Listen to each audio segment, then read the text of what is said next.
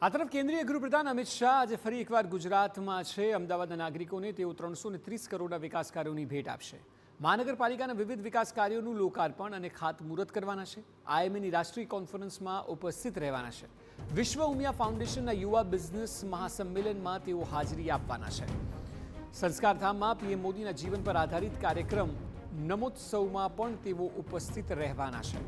ગૃહપ્રધાન અમિત શાહનો વિગતવાર કાર્યક્રમ જોઈએ તો સવારે 10:15 તેઓ શેલામાં આઈએમએ દ્વારા આયોજિત રાષ્ટ્રીય કોન્ફરન્સમાં ઉપસ્થિત રહેશે। ત્યારબાદ 11:30 વાગે વૈષ્ણોદેવી સર્કલથી સનાથલ સાબરમતી નદી સુધી નાખવામાં આવેલી નવી ટ્રંક મેઇન લાઇનના કાર્યનું લોકાર્પણ કરશે।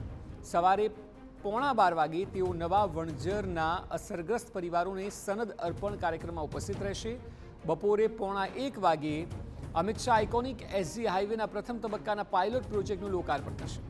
બપોરે 3:45 વાગે તેઓ વિશ્વ ઉમિયા ફાઉન્ડેશન દ્વારા આયોજિત યુવા બિઝનેસ મહાસંમેલનમાં હાજરી આપવાના છે, જ્યારે કે સાંજે 5:45 વાગે સંસ્કારધામમાં પીએમ મોદીના જીવન પર આધારિત સાંસ્કૃતિક કાર્યક્રમ નમોત્સવમાં ઉપસ્થિત રહેશે।